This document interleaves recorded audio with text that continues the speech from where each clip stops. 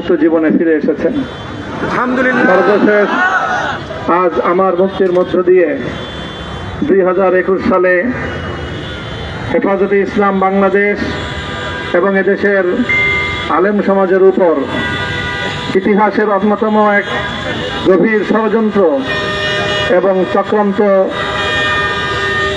নির্যাতনের যে স্টিমগুলার পরিচালনা করা হয়েছিল, তার আজকে একটি প্রাথমিক অধ্যায়ের পরিসমাপ্তি ঘটল। আমরা স্পষ্ট ভাষায় বলতে চাই, আমাদের উপর জুলুম করা হয়েছে, আমরা নির্যাতিত, অন্যায়ভাবে আমাদেরকে কারারুদ্ধ করা হয়েছে, বুলেটের আঘাতে আমাদের ভাইদেরকে হত্যা করা হয়েছে। আমরা যখন আমাদের সন্তানদের লাশ এবং তাদের রক্তমাখা বুলেট বিদ্ধ সেই মরদেহকে সামনে রেখে আমরা যখন আমাদের ন্যূনতম প্রতিবাদটুকু উচ্চারণ করতে গিয়েছি, তখন আমাদেরকে কারারুদ্ধ করা হয়েছে, আমাদেরকে নানাভাবে নিষ্পেষণ করা হয়েছে, আমাদেরকে জনগণ থেকে বিচ্ছিন্ন করার সব ধরনের অপচেষ্টা চালানো হয়েছে। আমি আজ এই মুহূর্তে আমার এই মুক্তি উপলক্ষে আমি বলতে চাই, আমাদের উপর জুলুম করা হয়েছে, এটাকে আমরা সহ্য করে নিলাম। আমাদের ভাইদেরকে হত্যা করা হয়েছে, সেটাও সহ্য করে নিলাম। আমরা আমার সন্তানের লাশ কাঁধে তুলে নিয়েছি, সেটাকেও আমি হাসি মুখে বরণ করে নিলাম। আমাদেরকে অপমান এবং লাঞ্ছনার সব ধরনের ষড়যন্ত্রের সম্মুখীন হতে হয়েছে, সেটাও আমরা হাসি মুখে বরণ করে নিয়েছি। কিন্তু আল্লাহর জমিনে আল্লাহ এবং তার রাসূলের কোন সম্মান এক মুহূর্তের জন্য আমরা বরদাস্ত করে নেব না। আমরা আমাদের সর্বোচ্চ ত্যাগ এবং কোরবানি স্বীকার করতে প্রস্তুত রয়েছি, জীবন দিতে প্রস্তুত রয়েছি। আল্লাহর জমিনে আল্লাহর দ্বীনের ঝান্ডা সমুন্নত করেই আমাদের যাত্রা থামবে ইনশাআল্লাহ। হয়তো শাহাদাত, নয়তো খেলাফত ইনশাআল্লাহ। আল্লাহর জমিনে খেলাফত প্রতিষ্ঠার যে আওয়াজ আজ পৃথিবীর দিকে থেকে উচ্চারিত হচ্ছে, সে আওয়াজ বাংলার জমিনে খেলাফতের এই আন্দোলনকে চূড়ান্ত গন্তব্যে পৌঁছাবে ইনশাআল্লাহ।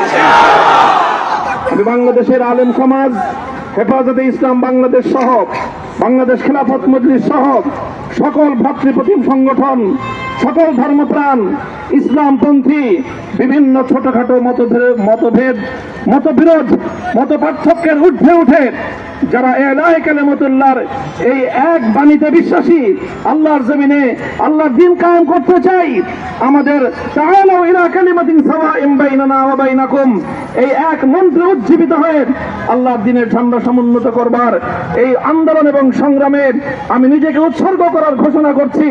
এবং আমার সকল ভাইদেরকে, আমি সকল উলামায়ে কেরামকে এবং ধর্মপ্রাণ মুসলমানদেরকে, ইসলামী নেতৃত্বকে ঐক্যবদ্ধভাবে এই সংগ্রামের ঝান্ডা সমুন্নত করবার, ধারণ করবার আহ্বান জানাচ্ছি। এবং আপনাদের সকলকে আবার শুকরিয়া জ্ঞাপন করছি যে আজকে আপনারা এভাবে আমাকে উৎসাহিত করেছেন, উজ্জীবিত করেছেন। আল্লাহ পাক আপনাদের সকলকে উত্তম বিনিময় দান করুন। প্রিয় ভাইয়েরা,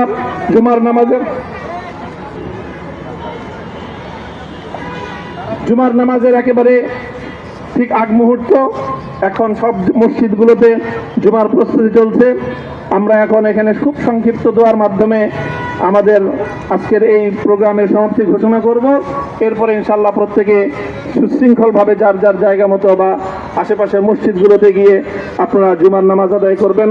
আমি আবারও বলছি, আমি আমার আলোচনার শুরুতে কোরআনে পাকের সেই আয়াতটুকু তেলাওয়াত করেছিলাম, হযরত ইউসুফ আলাইহিস সালাতু ওয়াস সালাম কারামুক্তি এবং প্রকৃত যারা অন্যায়কারী ছিল, সেই অন্যায়কারীদের স্বরূপ ওনার সামনে উন্মোচিত হয়ে যাওয়ার পর, জাতির সামনে তাদের স্বরূপ উন্মোচিত হয়ে যাওয়ার পর তিনি যে কথা বলেছিলেন, আমিও নবী ইউসুফ আলাইহিস সালাতু ওয়াস সালামের অনুসারী হিসাবে তার সুরে সুর মিলিয়ে, কণ্ঠে কণ্ঠ মিলিয়ে কথাই বলতে চাই, লা তাসরিবা আলাইকুমুল ইয়াউম।